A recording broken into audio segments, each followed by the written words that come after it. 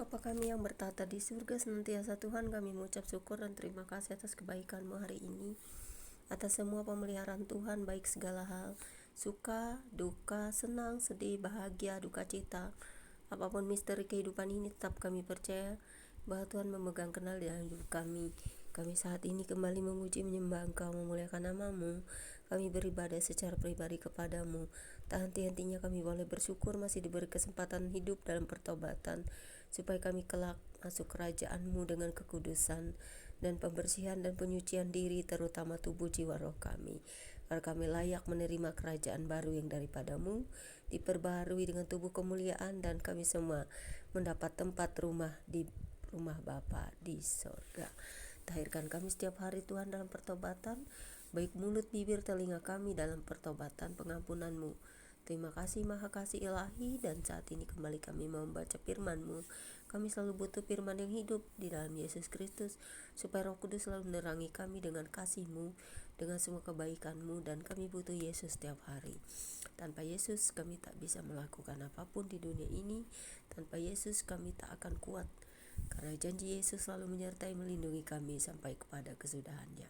Ketika kedatangan-Mu kedua kali, kami semua anak-anak-Mu akan selalu berjaga-jaga dan selalu setia kepada-Mu dalam segala pujian penyembahan kami dan dalam kehidupan kami sehari-hari. Sekalipun badai menerpa, tetap kami percaya tangan Tuhan yang kuat akan selalu menopang kami. Dan terima kasih Tuhan atas napas kehidupan hari ini. Berkati semua saudara-saudariku, semua mereka yang sakit, pulihkan dan terluka, dan Tuhan selalu memberikan pengampunan dan pertobatan kepada kami. Amin. Pada siang hari ini kita membaca Alkitab di 2 Tawarikh 14 ayat 2 hingga dengan ayat yang ke-15 dengan perikop Raja Asa, kemenangan atas Zerah. Terdapat juga di kitab 1 Raja-Raja 15 ayat 9 hingga 12 yang berbunyi demikian. Asa melakukan apa yang baik dan benar di mata Tuhan Elohimnya. Ia menjauhkan mezbah-mezbah asing dan bukit-bukit pengorbanan, memecahkan tugu-tugu berhala dan menghancurkan tiang-tiang berhala. Ia memerintahkan orang Yehuda supaya mereka mencari Tuhan Elohim nenek moyang mereka dan mematuhi hukum dan perintah. Ia menjauhkan bukit-bukit pengorbanan dan pedupaan dari segala kota di Yehuda, dan kerajaan pun aman di bawah pemerintahannya. Karena negeri itu aman dan tidak ada yang memeranginya di tahun-tahun itu, ia dapat membangun kota-kota benteng di Yehuda. Tuhan telah mengaruniakan keamanan kepadanya. Katanya kepada orang Yehuda, marilah kita memperkuat kota-kota ini dan mengelilinginya dengan tembok beserta menara-menaranya, pintu-pintunya dan palang-palangnya. Negeri ini masih dalam tangan kita, karena kita mencari Tuhan Elohim kita, dan Dia mencari kita serta mengaruniakan keamanan kepada kita di segala penjuru. Maka mereka melaksanakan pembangunan itu dengan berhasil. Pasukan-pasukan Asa yang dari Yehuda jumlahnya 300.000 orang yang membawa perisai besar dan tombak, dan yang dari Benyamin jumlahnya 280.000 orang yang membawa perisai kecil sebagai pemanah. Mereka semua pahlawan-pahlawan yang gagah perkasa. Zerah orang Ethiopia itu maju berperang melawan mereka dengan tentara sebanyak 1.000.000 orang dan 300 kereta. Dia sampai ke Maresa, lalu Asa maju menghadapinya.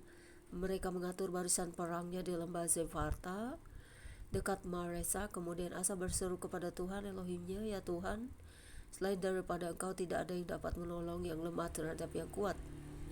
Tolonglah kami ya Tuhan Elohim kami, karena kepadamu lah kami bersandar, dan dengan nama-Mu kami maju melawan pasukan yang besar jumlahnya ini. Ya Tuhan, Engkau Elohim kami, jangan biarkan seorang manusia mempunyai kekuatan untuk melawan Engkau.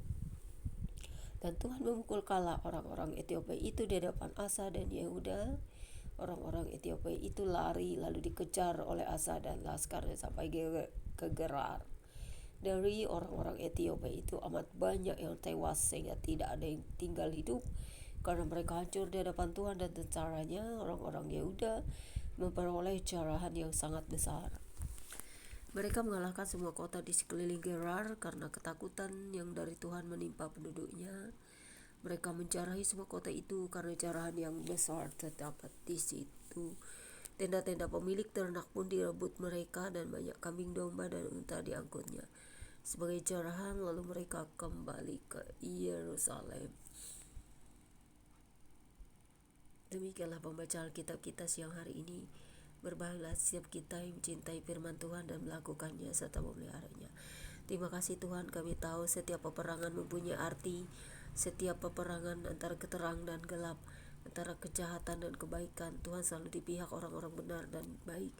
Tuhan selalu tidak pernah tidur. Tuhan tahu apa yang diperbuat manusia sampai hari ini.